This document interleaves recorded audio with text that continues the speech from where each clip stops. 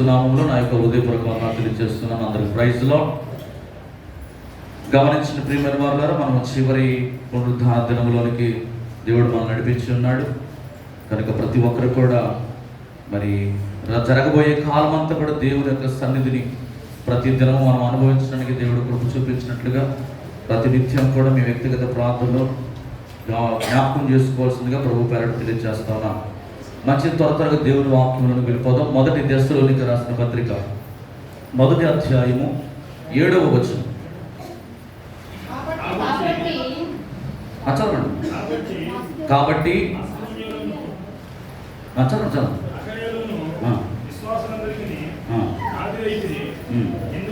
ఎందుకనగా మీ యొద్ద నుండి ప్రభు వాక్యము మాసిదోనియాలోను అఖాయాలోను రోగిను అక్కడ మాత్రమే కాక ప్రతి స్థలమందును దేవుని ఎడల ఉన్న మీ విశ్వాసము ఎల్లడి ఆయను కనుక మేము ఏమీ చెప్పవలసిన అవశ్యము లేదు. దేవునికి స్తోత్రం కలుగును గాక.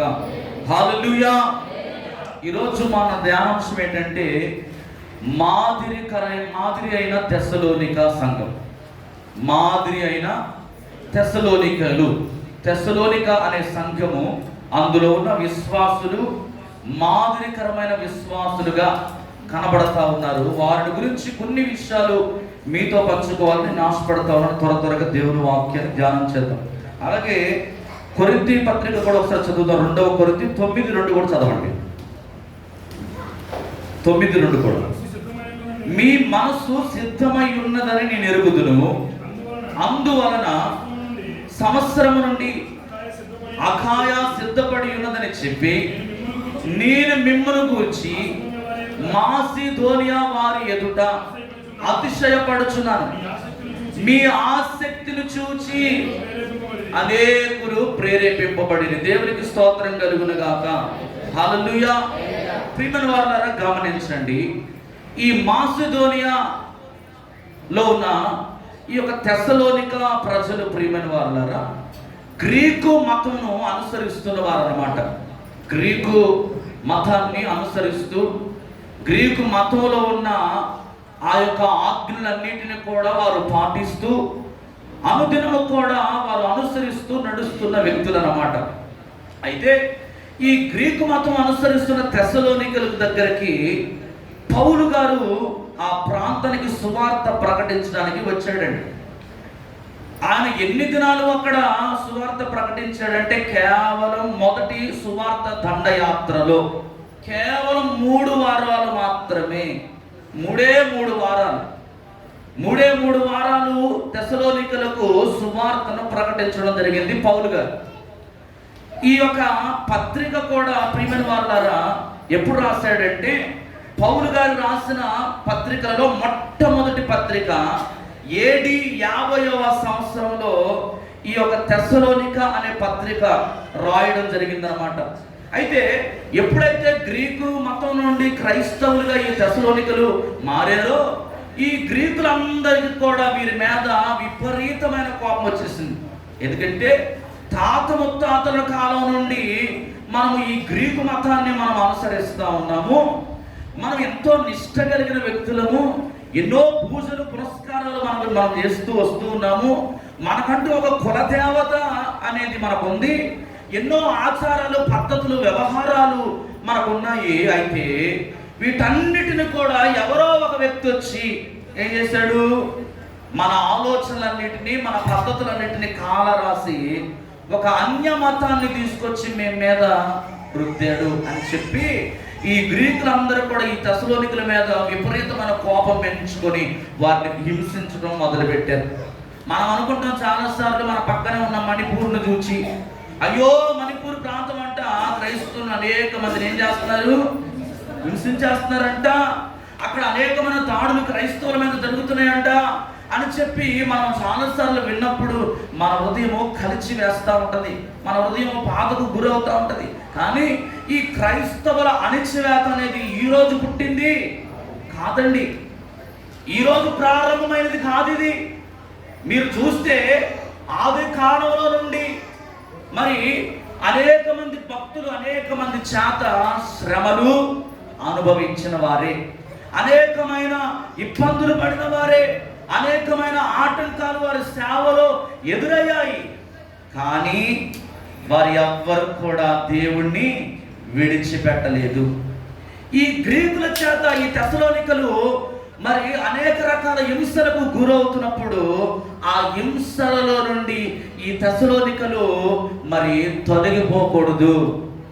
ఆ హింసలకు తట్టుకొని నిలబడడానికి, ఆ హింసలను ఎదుర్కొని దేవుని యందు విశ్వాసం ఉంచి దేవుని మరింతగా హత్తుకోవడానికి వారిని బలపరచడం కోసం ఈ తెస్సలోనిక పత్రిక పౌలు గారు రాస్తా ఉన్నాడు. దేవునికి స్తోత్రం కలుగును గాక.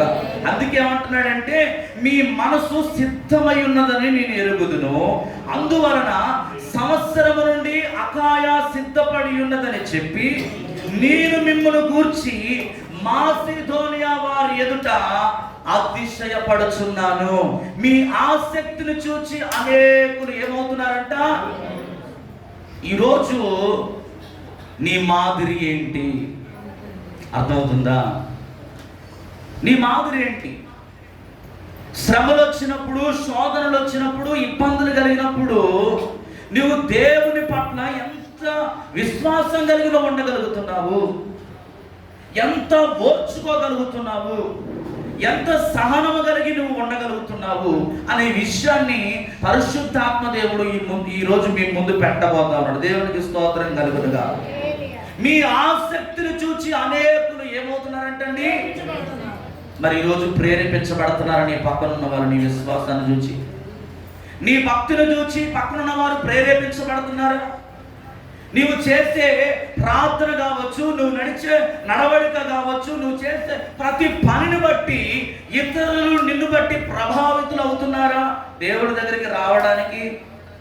చూసారండి, చిన్న సంఘం, పెద్ద సంఘమేం కాదు. 3 వారాలు పౌలు గారి చేత సువార్తను ప్రకటింపబడిన ఈ సంఘము, అక్కడ మీరు మొదటి అధ్యాయం మొదటి వచనం చదివితే ఏమంటున్నాడంటే, తండ్రి అయిన దేవుని యందును ప్రభు అయిన యేసుక్రీస్తు నందును ఉన్న తెస్సలోనియుల సంఘమునకు పౌలును సిల్వాను తిమోతియును శుభమని చెప్పి వ్రాయునది. మీకు కృపయు సమాధానము. ఏం చేస్తున్నాడండి? శుభాలను పలుకుతూ ఉన్నాడు. పౌలు అను నేను, సిల్వాను అనే వ్యక్తి, తిమోతి అనే వ్యక్తి, మీ ముగ్గురము కలిసి మీకు ఏం చేయబోతున్నాము? కృపయు సమాధానములు మీకు కలుగునని మీకు శుభాలు తెలియజేస్తా ఉన్నాము. పౌలు గారు తెస్సలోనికీల సంఘాన్ని చూసి చాలా ఆశ్చర్యపడిపోతున్నాడండి. ఎంత ఆశ్చర్యం అంటే, మాసిదోనియా వారి ఎదుట వారిని బట్టి అతిశయించకుండా పౌలు ఉండలేకపోతున్నాడండి. హల్లెలూయా. చూడండి ఎంత మాదిరి కలిగిన సంఘంగా కనబడతా ఉందో. ఒక పక్క వారు శ్రమలకు లోనవుతున్న పరిస్థితులు కనబడతా ఉన్నాయి. అనేక మంది చేత నిందించబడతా ఉన్నారు. వారికి ఎవరు కూడా సహాయం చేస్తే వారు ముందుకు రావడం లేదు. అయినను కూడా వారు దేవుణ్ణి విడిచిపెట్టడం లేదు. కానీ నేటి సంఘాలలో చాలా మందిని గమనిస్తే ప్రియమైన వాళ్ళారా, మాదిరి అనేది కనబడడం లేదు. మాదిరి కనబడడం లేదు. అపోస్తలుల కార్యములు మనం చదివితే 17వ అధ్యాయము 1 నుండి 9 వచనాల్లో ఉన్న మాటలు మనం ఒకసారి జ్ఞాపకం చేసుకుందాం. అపోస్తలుల కార్యములు 17వ అధ్యాయం. అందరూ వాక్యం తీయండి, చదవండి అమ్మా. వెళ్ళి తెస్సలోనికకు వచ్చిరి. అక్కడ యూదుల సమాజ మందిరం ఒకటి ఉండెను. పౌలు తన వాడుక చొప్పున క్రీస్తు శ్రమపడి మృతులలో నుండి లేచుట ఆవశ్యకమనియు, యేసే క్రీస్తై ఉన్నాడనియు లేఖనములలో నుండి దృష్టాంతములనెత్తి విప్పి చెప్పుచు వారితో 3 విశ్రాంతి దినములు తర్కించుచుండెను. వారిలో కొందరును భక్తిపరులకు గ్రీసు దేశస్థులలో చాలా మంది ఘనత గల స్త్రీలలో అనేకులను ఒప్పుకొని పౌలుతోనూ స్త్రీలతోనూ కలుసుకొనిరి. అయితే మత్సరపడి పని పాటులు లేక తిరుగు కొందరు దుష్టులను వెంటబెట్టుకొని గుంపు కూర్చి పట్టణమెల్లా అల్లరి చేయుచు యాసోను ఇంటి మీదకి వారిని జనుల సభ ఎదుటికి తీసుకుని వచ్చుటకు యత్నం చేసిరి. అయితే వారు కనబడనందున యాసోనును కొందరు సహోదరులను ఆ పట్టణం అధికారుల యొద్దకు ఈడ్చుకొని పోయి భూలోకమును తలక్రిందులు చేసిన వారు ఇక్కడికి వచ్చి ఉన్నారు, యాసోను వీరిని చేర్చుకొని ఉన్నారు అని చెప్తా ఉన్నాడండి. హల్లెలూయా. ఏమీ లేకుండా వచ్చారటండి. ఏమని చెప్తున్నారంటే వాళ్ళ గురించి, పౌలు గురించి, స్త్రీల గురించి, కొంతమంది స్త్రీల గురించి ఆ మాసిదోనియా ప్రజలు మాట్లాడుతున్న మాట ఏంటో తెలుసా? పని పాటలు లేక తిరుగు కొందరు దుష్టులను వెంట పెట్టుకొని గుంపు కూర్చి పట్టణము అంతా కూడా ఏం చేస్తున్నారంట? కానీ పౌలు స్త్రీల ప్రకటించేది ఎవరినండి? మృతులలో నుండి లేచిన సజీవుడైన యేసుక్రీస్తును ప్రకటించడానికి పౌలు శీల కొంతమంది స్త్రీలు వచ్చారు. కానీ ఆ పట్టణంలో ఎవ్వరు కూడా చేర్చుకోలేదు. యాసోను అనే వ్యక్తి మాత్రమే ఏం చేశాడండి? వాడిని చేర్చు. ఆయన మీద కూడా ఏం చేస్తున్నారు? అక్కడ ఉన్న వాడు అందరూ తిరుగుబాటు చేస్తున్నారు, కోపగించుకుంటా ఉన్నారు, అసూయ పడుతూ ఉన్నారు, రకరకాల విధానాలు ఆ కుటుంబం పట్ల. అంటే ఒక మాట చెప్పాలంటే వెలివేసినట్టే. ఇక హల్లెలూయా. చూసారండి, ఈరోజు క్రైస్తవమన్న సేవకులన్న ప్రజల్లో ఉన్న ఒక అపోహ ఏంటంటే పని పాట లేక, కష్టపడి పని చేయలేక, ఇదిగో ఇంటింటికి పోయి వీళ్ళు పొద్దున లేచి ఒక బ్యాగును భుజానికి వేసుకుని ఏం చేస్తారు? వీళ్ళు పని పాటలు లేక వీళ్ళు ఏం చేస్తున్నారు? సోది చెప్పుకుని బ్రతుకుతున్నారా అని ఈరోజు అనేక మంది క్రైస్తవుల కొరకు మాట్లాడని వాడు ఈ లోకంలో లేకపోలేదండి. అవునా కదా? కానీ మనం ప్రకటిస్తున్న వారు ఎవరంటే జీవము కలిగిన యేసుక్రీస్తు అండి. అంటాడు కదా, నేనే మార్గము, సత్యము, జీవము, నా ద్వారా తప్ప ఎవరు కూడా తండ్రి వద్దకు. ఆ జీవము కలిగిన నామాన్ని ప్రకటిస్తుంటున్న మనము ప్రియమైన వారులారా, ఇదిగో ఈ తెస్సలోనిక సంఘం వలె మనం ఏం చేయాలి తెలుసా? మాదిరి కలిగి ఉండాలి. ఎన్ని అవంతరాలు ఎదురైనా కూడా మనం ఏం చేయాలంటే నిలబడాలి పరిచర్య కొరకు. హల్లెలూయా. ఇదే 17వ అధ్యాయము మనం 2వ వచనం చదివితే అక్కడ ఏమంటున్నాడండి? 2వ వచనం చదవండి ఒకసారి. తన వాడుక చొప్పున ఏం చేస్తున్నాడు? సమాజపు వారి దగ్గరకు వస్తున్నాడు. పౌలు యొక్క వాడుక చొప్పున సమస్యలు ఎదురవుతున్నాయి కదా, సమాజంలో వ్యతిరేకత అనేది ఉంది కదా.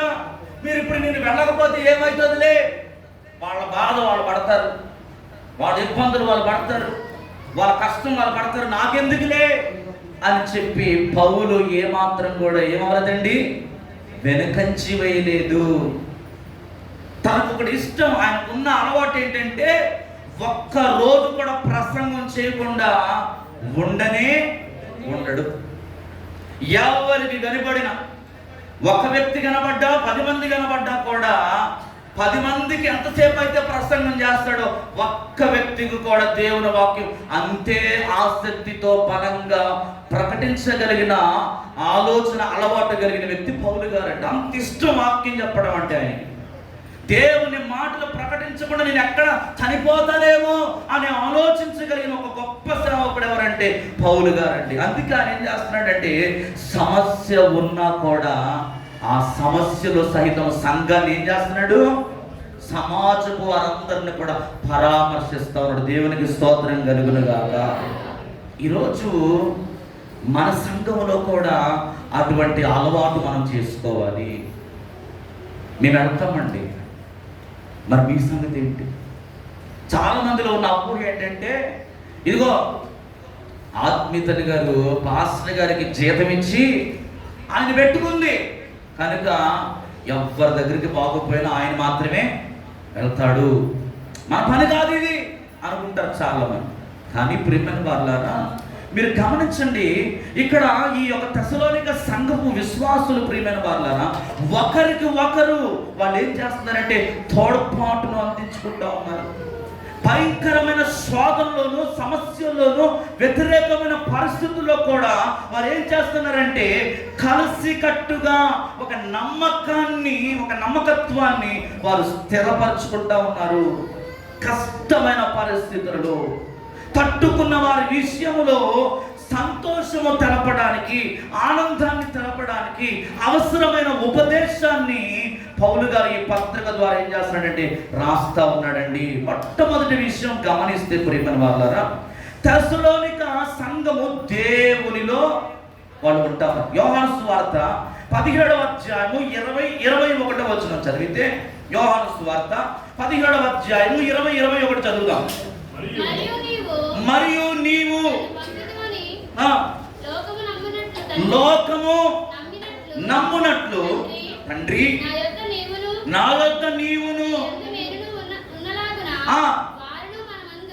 వారు మన యందు ఏకమై ఉండవలెనని వారి కొరకు మాత్రము నేను ప్రార్థించడం లేదు, వారు వాక్యము వలన నా యందు విశ్వాసం ఉంచు వారందరూ ఏకమై ఉండవలెనని వారి కొరకు ప్రార్థించుచున్నాను. తెస్సలోనికలు గ్రీకు దేవతల విగ్రహారాధికులైనప్పటికీ ఇప్పుడు వారందరూ కూడా ఎవరిలో ఉన్నారండి?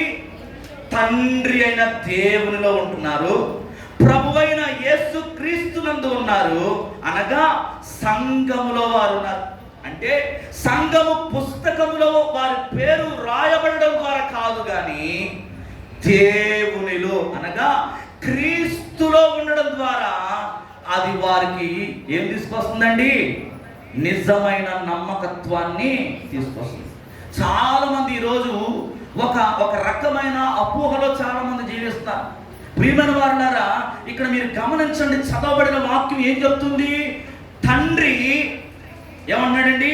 ఒకసారి చదువుతారా? తండ్రి నాయందు నీవును నీ యందు నేను ఉండులాగునా వారు మన యందు ఏకమై ఉండవలనని వారి కొరకు మాత్రము నేను ప్రార్థన చేయట్లేదు, కానీ వారి వాక్యము వలన నా యందు విశ్వాసముంచు వారందరూ ఏకమై ఉండవలనని.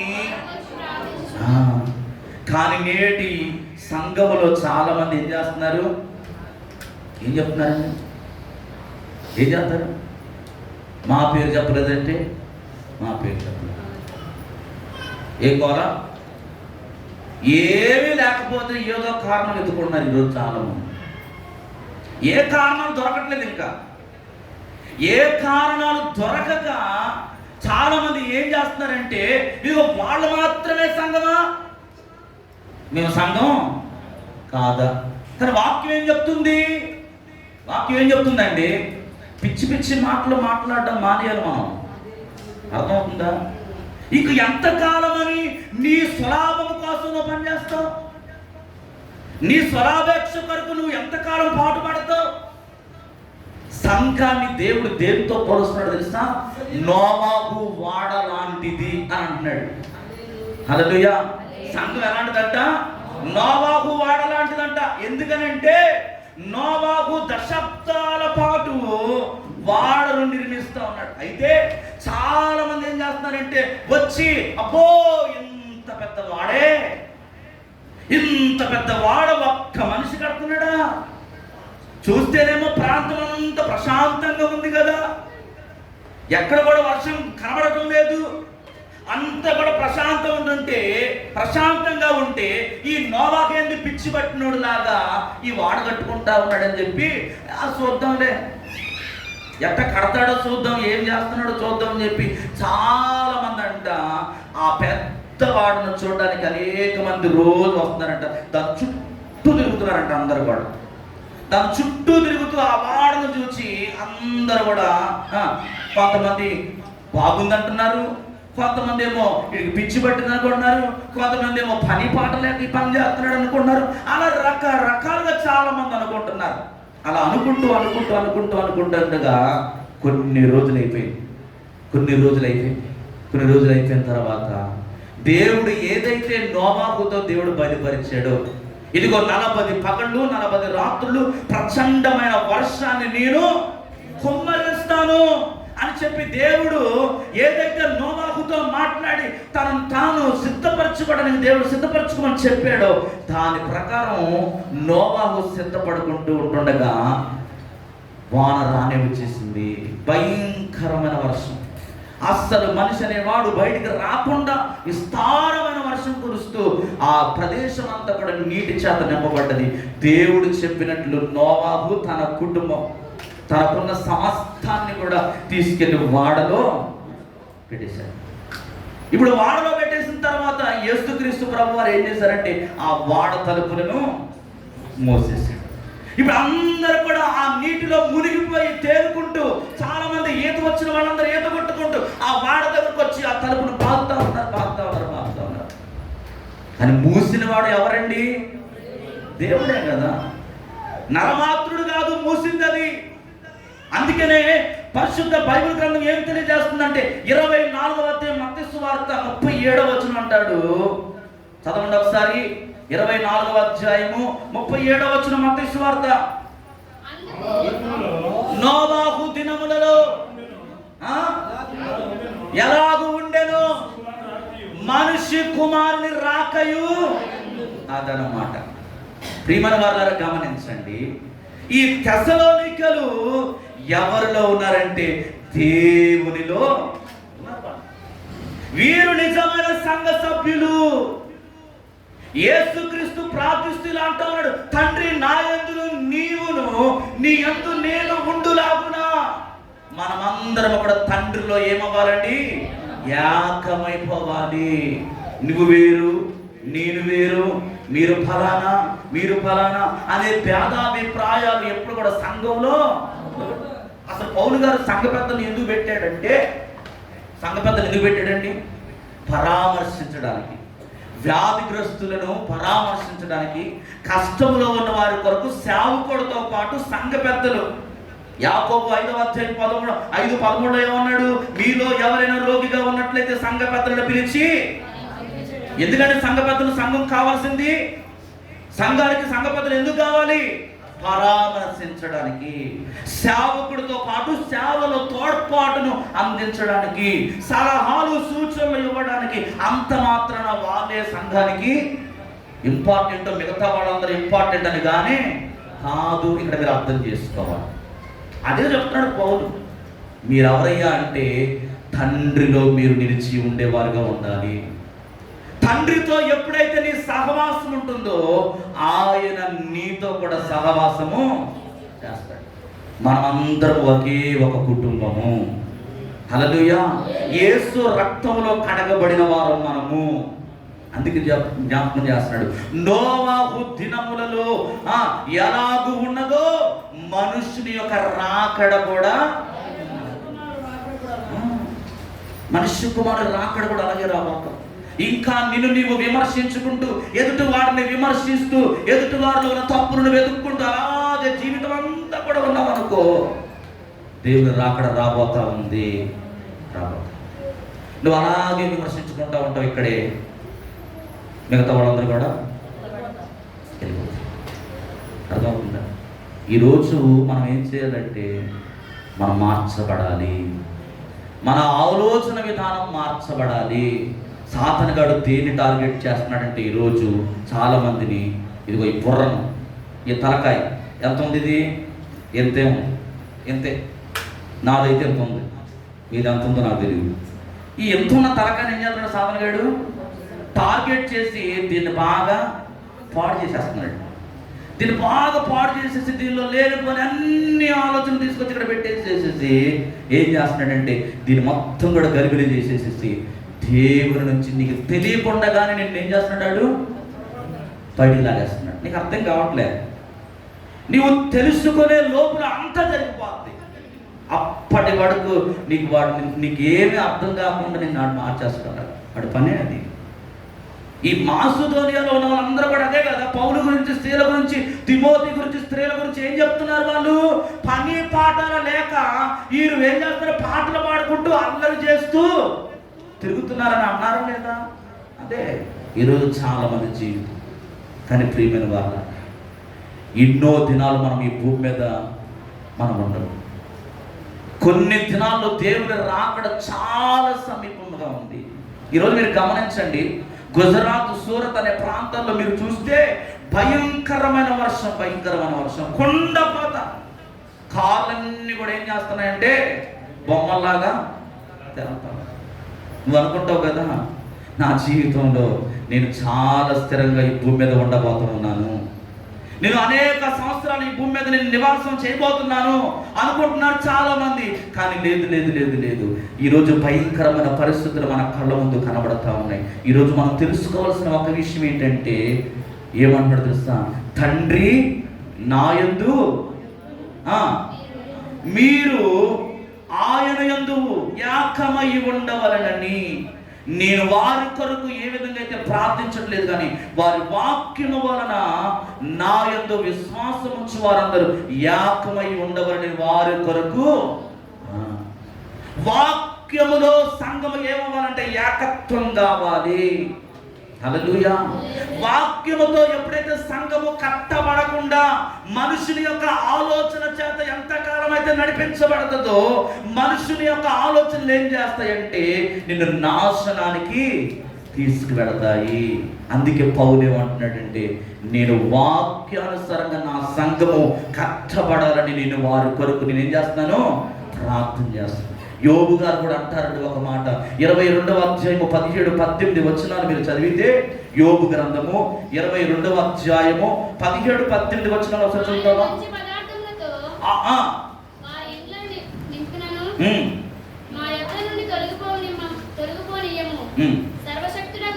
సర్వశక్తుడగు దేవుడు మాకు ఏమీ చేయననియు వారు దేవునితో అందురు. భక్తిహీనుల ఆలోచన నాకు దూరమై ఉండును గాక. ఏమంటున్నాడండి? ఆయన మంచి పదార్థములతో వారి ఇండ్లను నింపినను. ఏమన్నారంట వాళ్ళు? ఇంకా ఏమన్నారంట వాళ్ళు? ఇంకా 18వ వచనం ఏమన్నారు? సర్వశక్తుడకు దేవుడు మాకేం చేశాడు? ఆయన మాకేం చేశాడండి? మాకేం చేశాడు ఆయన?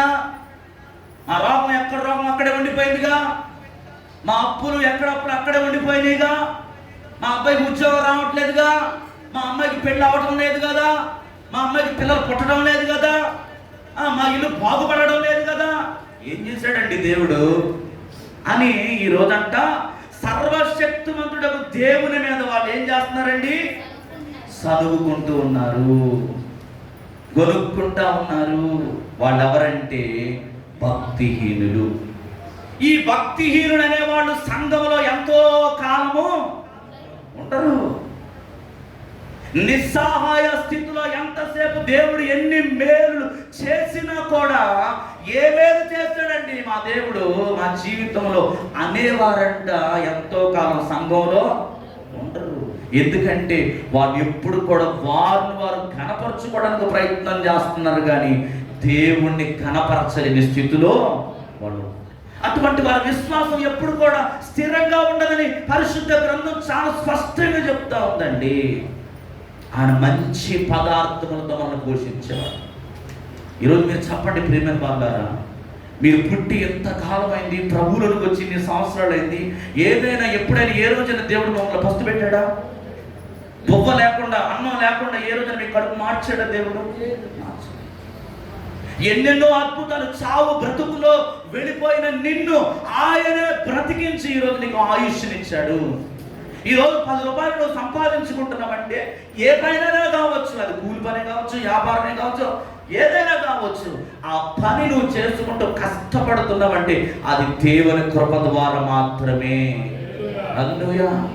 ఇన్ని చేసిన దేవునికి ఈరోజు చాలా మంది తండ్రి యందు లేనివారు, ఏకత్వములోనికి రానివారు ఏం చేస్తున్నారంటే, ఇదిగో ఈ అవిశ్వాసపు మాటలతో విశ్వాసంలో నడిచే వారిని కూడా వీళ్ళు ఏం చేస్తున్నారండి, చెడగొడుతున్నారు. అందుకే భక్తుడు అంటాడు, చెరుపు చేయువారులారా మీకు శ్రమ. నువ్వు చెడిపోయింది కాకుండా ఎదుటి వారిని ఏం చేస్తున్నావు, నువ్వు చెడగొట్టేస్తావు. ఒక వ్యక్తి ఎంతో పరంగా ప్రార్థన చేస్తుంటే నీవేం చేస్తున్నావు అంటే మాటల చేత ఆ వ్యక్తిని ఏం చేస్తా ఉన్నావు, బలహీనపరుస్తావు. ఇటువంటి వారంట సంఘంలో ఎంతో కాలము ఉండరు అని దేవుడి వాక్యం చెప్తుంది. నేను కాదు చెప్పేది, పరిశుద్ధ గ్రంథం చెప్తుందండి, గమనించండి. రెండవ విషయం చెప్పి మనం ముందుకు వెళితే ఒక 5-10 నిమిషాల్లో, తెస్సలోనికులు ప్రభువైన యేసుక్రీస్తునందు విశ్వాసము, ప్రేమ, నిరీక్షణ కలిగి ఉన్నారండి. మొదటి అధ్యాయము మనం 2వ వచనం చదివితే, మొదటి తెస్సలోనిక మళ్ళీ ప్రేమతో కూడిన మీ ప్రయాసమును మన ప్రభువైన యేసుక్రీస్తునందలి నిరీక్షణతో కూడిన మీ ఓర్పును మేము మన తండ్రి అయిన దేవుని ఎదుట మానక జ్ఞాపకము చేసుకొనుచు మా ప్రార్థనలు యందు మీ విషయమై మీ అందరి నిమిత్తము ఎల్లప్పుడూ దేవునికి స్తోత్రం కలుగును గాక. తెస్సలోనిక సంఘములోని క్రైస్తవ ప్రేమతో అనగా క్రీస్తునందలి విశ్వాసము ద్వారా వారి పని అద్భుతంగా ఏం చేస్తున్నారంటే ప్రేమతో కూడిన ప్రయాసము ప్రభు పట్ల చేస్తా ఉన్నారు. ప్రేమతో కూడిన ప్రయాసం, విశ్వాసము కలిగి వారు అడుగులు వేస్తున్నారు. అలాగే నిరీక్షణ అనేది వారిలో ఉంది. మూడవదిగా క్రీస్తు ప్రేమ వారిలో. అందుకే కొరింథీ పత్రికలో 13వ అధ్యాయం 13వ వచనం అంటాడు, విశ్వాసము, నిరీక్షణ, ప్రేమ లేకుండా చదవండి, అంత తీయలేదా? ఈ మూడు నిలుచును, వాటిలో శ్రేష్టమైనది ఏంటంట, అది. విశ్వాసం లేకపోయినా నువ్వు నిలబడలేవు, నిరీక్షణ అనేది లేకపోయినా కూడా నువ్వు దేవుని యందు నిలబడలేవు. అన్నిటికంటే ముఖ్యం ఏంటంట, ప్రేమ. విశ్వాసము అనేది దేన్ని తెలియజేస్తుంది? మనం చదువుకున్నాం మొన్న హెబ్రీ పత్రిక 11వ అధ్యాయంలో ఏం చెప్తుంది విశ్వాసం గురించి డెఫినేషన్? నిరీక్షింపబడు వాటి యొక్క నిజ స్వరూపము, అదృశ్యమైనవి ఉన్నవనుట కదా ఏం చేస్తుంది, రుజువై ఉన్నది. అంటే విశ్వాసం అనేది కనబడిన వాటిని ఉన్నవి అని తెలియజేసేదే విశ్వాసం. అర్థమవుతుందా? రెండోది ఏం చెప్పాడు తెస్సలోనిక సంఘానికి 4వ అధ్యాయంలో పౌలు గారు ఏం చెప్పాడు, మీరు అన్యజనుల వలె మీరు ఉండక ఒకరినొకరు ఈ మాటల చేత మీరు ఆదరణ పొందుకోండి అన్నాడు. ఏ ఆదరణ? క్రైస్తవులుగా మనకి ఏమిచ్చాడు దేవుడు? ఈ భూమి మీద నువ్వు చనిపోయినా కూడా నువ్వు ఎక్కడ తెరవబడతావు? నీ కన్ను పరలోకంలో తెరవబడతావు. అన్ని జనులకి ఈ నిరీక్షణ లేదు కాబట్టి చనిపోయిన వాళ్ళ గురించి ఏం చేస్తారు, కన్నీళ్లు గారుతా ఉన్నాడు. కానీ మనం కన్నీళ్లు గార్చాల్సిన అవసరము లేదు. ఎందుకంటే మనము చనిపోయినా కూడా మనము క్రీస్తులో బ్రతుకుతాం. క్రైస్తవునికి మరణం అనేది ఆరంభము మాత్రమే, మరణము అంతము కాదని బైబిల్ చెప్తుంది. ఇప్పుడు అందుకే మనం ఏం చేయాలి, నిరీక్షణ కలిగి ఉండాలంటున్నాడు. మూడవది ఏమంటున్నాడు, ప్రేమ కలిగి. ఈ రెండింటికంటే ముఖ్యమైనది ఏంటంట, ప్రేమ. ఈ ప్రేమ తెస్సలోనిక ప్రజలు కలిగి ఉన్నారండి. 3 వారాల ప్రసంగం విని వాళ్ళలో ఎంత మార్పు వస్తే, ఈరోజు ఎన్నో సంవత్సరాల నుండి ఎన్నో ప్రసంగాలు, కొన్ని వేల ప్రసంగాలు విన్నావు నువ్వు, కానీ నువ్వు ఏం కోల్పోతున్నావు, చిన్నది ప్రేమ. అన్నీ కూడా అందులోనే ఉన్నాయి. యేసుక్రీస్తు ఈ సమాజానికి, ప్రపంచానికి ఆయన చూపించింది కూడా ఏంటంటే ప్రేమ మాత్రమే. ఆయన పెద్ద పెద్ద ప్రసంగాలు చేయలేదండి, ప్రేమ చూపించాడు. గలతీ అంటాడు కదా 5వ అధ్యాయం 6వ వచనం చదివితే, గలతీ రాసిన పత్రిక 5వ అధ్యాయం 6వ వచనం చదువుతారు ఒకసారి, ముగించేస్తాను.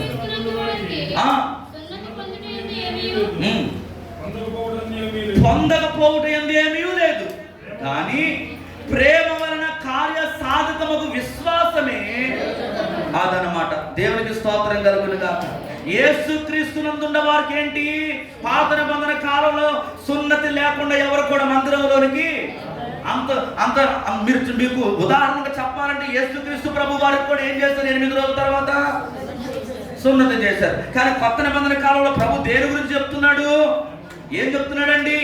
ఇదిగో, సున్నతి పొందుట యందేమీ లేదు, పొందకపోవట యందేమీ కూడా లేదు, కానీ ప్రేమ కార్య సాధకముకు విశ్వాసము మాత్రం మీరేం చేయాలి? కలిగి ఉండాలి. ప్రేమ, విశ్వాసము, దీన్ని మీ యొక్క నడవడికలో మీరు చూపించే విషయంలో ఎంత మాత్రం కూడా మీరు తప్పిపోకూడదు అని పౌలు గారు సంఘానికి చాలా స్పష్టంగా తెలియజేస్తున్నారు. ఈరోజు ఆచారాలు కాదంటే మనకు కావలసింది నిజమైన భక్తి మనకు కావాలి. నిజమైన భక్తి మనలో ఉండాలి. యేసుక్రీస్తును హత్తుకున్న అనుభవం మనలో ఉండాలి. దేవుని యందు పరిపూర్ణమైన అచంచలమైన విశ్వాసమును కలిగి మనము ఇప్పుడు పాడతాం ఏంటి? ఏమైనా చేయగలవు. కథ మొత్తం మరి ఏంటి? కథ ఎందుకు మారటం లేదు? నీ కథ ఎందుకని మారడం లేదు అని అంటే నువ్వు విశ్వాసంలో తప్పిపోతున్నావు, ప్రేమలో కూడా తప్పిపోతావు. ఆయన చేస్తాడు, ఆయన చేసే దేవుడు అండి. ఎస్, నీ స్థితిని తప్పకుండా మార్చగలడు. కానీ నువ్వు ఏం చేయాలంటే విశ్వాసము అనే ఆయుధాన్ని ఎప్పుడు కూడా నువ్వేం చేయాలి? ఉపయోగించాలి. ఎప్పుడు కూడా నీ శత్రువుడు సైతం కూడా నువ్వు ప్రేమించడం అనేది చూపించాలి. నీకు హాని చేసే వారిని సైతం కూడా నువ్వు హక్కున చేర్చుకునే ఆ అనుభవాన్ని నువ్వు చూపించాలి. అప్పుడే సంఘము వృద్ధి చెందుతుంది, అప్పుడే సంఘము ఫలంగా ఉంటుంది, అప్పుడే దేవుని కార్యాలు సంఘంలో జరుగుతాయి. మొదటి దశలోనిక 5వ అధ్యాయం 8వ వచనం చదివితే, 5వ అధ్యాయం 8వ వచనం చదువుతారు ఒకసారి. మంచి చదవండి. మనము పగటి వారమై ఉన్నాము గనుక, మనము మత్తులమై ఉండక విశ్వాస ప్రేమలను కవచమును, రక్షణ నిరీక్షణము శిరస్త్రాణమును. అది మనం ఎవరు అంటండి? పగటి వారం. మనం చీకట్లో లేము, మనం వెలుగులో ఉన్నాం. మనం ఏం విడిచిపెట్టాలంట? మత్తు మత్తు మత్తు విడిచిపెట్టాలి. లోకంలో అనేకమైన మత్తులు ఉన్నాయి. ఆ మత్తులన్నీ కూడా నువ్వేం చేయాలి? విడిచిపెట్టేసాయి. ఆ మత్తు విడవనంత కాలము ఇదిగో నీలో విశ్వాసం ఉండదు, నీలో నిరీక్షణ అనేది ఉండదు, నీలో ప్రేమ అనేది. ఈ 3 నీ జీవితంలో ఉండాలంటే మనం పగటి వారము, మనం క్రీస్తులో ఉన్నవారము, మనం క్రీస్తు సహోదరులము సహోదరులము గ్రహింపు కలిగి దేవునిని హత్తుకొని మనం ఏం చేయాలి? ముందుకు నడవాలి. అందుకనే తెస్సలోనికలు నేర్చుకున్నది ఏంటంటే, ప్రభు అయిన యేసుక్రీస్తునందు వారు ఏం చేస్తారంటే విశ్వాసము, నిరీక్షణ, ప్రేమ కలిగి జీవిస్తున్నారు. అందును బట్టి పౌలు గారు అతిశయపడుతున్నాడు. ఈరోజు సంఘాన్ని బట్టి సేవకుడు ఏమవ్వాలి తెలుసా? అతిశయించబడాలి. వ్యవస్థాపకులైన ఆత్మీయ తల్లిదండ్రులు మా సంఘమును బట్టి, మన సంఘమును బట్టి ఏం చేయబడాలి? వాళ్ళు అతిశయించబడాలి. మేము పడుతున్న ప్రయాసానికి తగిన సంఘములో మా సంఘం ఉన్నదండి. మా సంఘము విశ్వాసంలో గొప్పవారు, మా సంఘము నిరీక్షణ కలిగి ఉండడంలో గొప్పవారు, మా సంఘం ప్రేమ చూపించడంలో గొప్పవారు అని పౌలు మాసిదోనియా వారి ఎదుట తెస్సలోనికల గురించి ఎలాగైతే అతిశయపడ్డాడో, ఈరోజు దైవ కృప ప్రార్థన సంఘము పట్ల ఆత్మీయ తల్లిదండ్రులు, సేవకుడు ఏం చేయబడాలి? అతిశయపడాలి. మా అతిశయము దేనిలో ఉందంటే, నీవు విశ్వాసంలో ఎదిగితే అది అతిశయం, నువ్వు నిరీక్షణ కలిగి ఉంటే అది అతిశయం, నువ్వు ప్రేమ కలిగి నడిస్తే అదే అతిశయం. అంతేగాని కానుకలు అవి, లేకపోతే మెచ్చి మేకలు, సన్మానాలు, సేవలు, దండలు ఇవి కావాలండి. ఇవి కాదు సేవకుడు ఆత్మీయ తల్లిదండ్రులు కోరుకునే. అందుకే అమ్మ ఇప్పుడే ఉంటుంది, మీరు ఏమి ఇవ్వకపోయినా పర్వాలేదు కానీ మీరు ఏం చేయమంటుంది? పరిశుద్ధతలను, ప్రేమలోను, విశ్వాసంలోను మీరేం కలిగి ఉండాలి? ఐక్యత కలిగి ఉండాలని ఎప్పుడు ప్రార్థన చేసినదే ప్రార్థన. నా సంఘానికి ఐక్యత, పరిశుద్ధత, ప్రేమ దయచేయి అని ఇదే ప్రార్థన చేస్తాను. నేను వచ్చిన కాలం చూసిన ఇదే ప్రార్థన. ఎప్పుడు ప్రతి ప్రార్థనలు ఇదే జ్ఞాపకం చేస్తాడు ఆత్మీయ తల్లి. అదే వాడు కోరుకుంటుంది, దేవుడు కోరుకుంటుంది. అది అన్నిటికంటే ముఖ్యం. దేవుడు కోరుకుంటుంది ఏంటంటే ఈ 3 లక్షణాలు. ఈ 3 లక్షణాలు తెస్సలోనికల ప్రజలకు 3 వారాలు సువార్త విని వారు అంత ప్రభావితులైతే ఈరోజు ఎన్నో సంవత్సరాల నుంచి మన వాక్యం వింటున్నాం. మన భక్తి ఏమైపోతుంది, మన ప్రార్థన ఏమైపోతుంది, మన విశ్వాసం ఏమైపోతుందో ఒక్కసారి ఆలోచన చేద్దాం. ఈ ఉదయకాల సమయంలో మనం ఒకసారి చేసుకొని మరలా కోల్పోయిన విశ్వాసమును, కోల్పోయిన నిరీక్షణను, కోల్పోయిన ప్రేమను మరలా తిరిగి సంపాదించుకొని దేవుని రాకడ కొరకు మనం సిద్ధపరచబడదాం. అటువంటి కృపా పరిశుద్ధాత్మ దేవుడు మీ అందరికీ దయచేయునుగాక. ఆమె మిగతా విషయాలు వచ్చే వారని చెప్తాను. అందరూ కూడా తలలు వంచుదాం, కండ్లు మూసుకుందాం. మాదిరికరమైన తెస్సలోనికలు ఈరోజు నీకుందా ఆ మాదిరి? ప్రభు జ్ఞాపకం చేస్తున్నాడు. దేవునిలోను క్రీస్తులో తెస్సలోనికలు నిలబడి ఉన్నారు. తండ్రి యందు వారు నిలిచి ఉన్నారు, వారి యందు తండ్రి నిలిచారు. వారు ఇరువురు ఏకమై ఉన్నారు. ఈరోజు నువ్వు ఎవరితో నువ్వు సహవాసం చేసి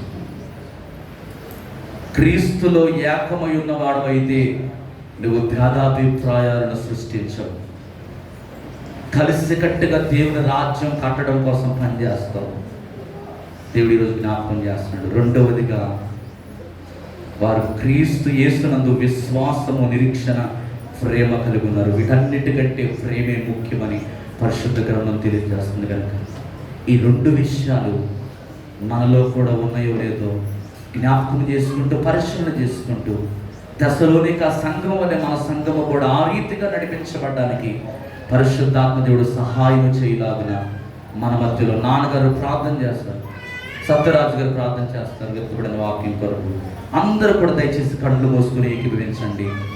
సత్యరాజు గారు ప్రార్థన చేస్తున్న వాక్యం కొరకు అందరూ కూడా ఏకీభవిద్దాం.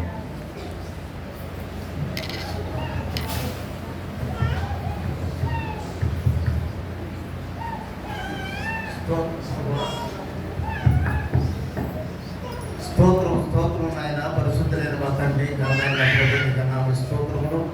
మహోన్నతుడ, మహాగణుడ అయిన మా దేవుడా, స్తోత్రాలు ఏదైనా స్తోత్రము. నా ప్రభువ నాయన గతించిన కాలమును ఇచ్చుకొని ఇంతవరకు నా ప్రభువ మమ్మల్ని అందరినీ కాసి కాపాడి ఈ సంఘానికి తీసుకొచ్చి దినాన్ని నా ప్రభువ మేము నా ప్రభా సంఘానికి నా ప్రభువ దశరీక సంఘం ఎలా అయితే నా ప్రభావ ప్రవర్తిస్తూ ఉన్నదో ప్రభావ అటు రీతిగా నా తండ్రి మా సంఘంలో ఉన్నవారు కూడా నా తండ్రి నాయన మూడు నా తండ్రి అవసరంలో పెట్టిన ప్రభావ నాయన తండ్రి నీ ప్రేమ నీ కృపాది నా తండ్రి ఇదే నా ప్రభావ మేము నా ప్రభావ నీ దైవజనుల ద్వారా నా తండ్రి మేము విన్నాము. ఆ సంఘంలోనే నా ప్రభావ మా సంఘంలో ఉన్న నా తండ్రి ప్రజలందరూ కూడా నా తండ్రి సంఘంలో ఉన్న విశ్వాసులు ముందుకు నా ప్రభావ నడుస్తూ నా తండ్రి ఒకరి పట్ల ఒకరి ప్రేమ అభిమానమును కలగజేసుకుని నీ కృప సహాయం చేయమని నీ కృప చూపించి నాయన దినదినమును అభివృద్ధి పరిచి ఆశీర్వాదించండి. నాయన అనేక మందికి నా ప్రభావ నాయన నీ సంఘంలో నా ప్రభావ విశ్వాసపూర్వకంగా వచ్చి నా ప్రభావ అనేక మంది మారు మనసు పొంది నీ కృపలో నా తండ్రి నాయన తండ్రి నీ పరిశుద్ధ ఆత్మ కూడా నా ప్రభావ ప్రతి వారికి అనిపించడానికి సహాయం చేయండి. అలాగే నా ప్రభావ ఈ నా సంఘంలో నా ప్రభావ అనేక మంది నా ప్రభావ నా తండ్రి నీ కృపలో నా తండ్రి నీ దేవుని పొందుటకు నాయన దినదినంలో అభివృద్ధి పరచండి తండ్రి స్తోత్రములు. ఆయన తండ్రి సంఘాన్ని అనుదినంలో నా ప్రభావ అనేక మందితో నా ప్రభావ గొప్ప విశ్వాసము కలిగి సంఘము అనే ఒకటి సహాయం చేయమని నాయన నా తండ్రి కృపలో నా తండ్రి ప్రతి వారికి నీ కృప సహాయం చేసి అనేక మంది అనారోగ్యులు ఉండగా ఆ విధంగా ఆరోగ్యమంత్రులుగా శ్రేష్ఠులకు సహాయం చేయండి. ఆయన అనేక మంది చేతి పనులు ఉన్న ప్రభ చేస్తూ ఉన్నారు. వాళ్ళందరికీ నాకు నీ దేవుని అనిపించి మహిమ పరిస్థితి కనపడుతుందని నీ కృపాని సాయం సంఘానికి అనిపించమని యేసు పరిశుద్ధ నామమున అడిగి వేడుకొంచున్నాను తండ్రి.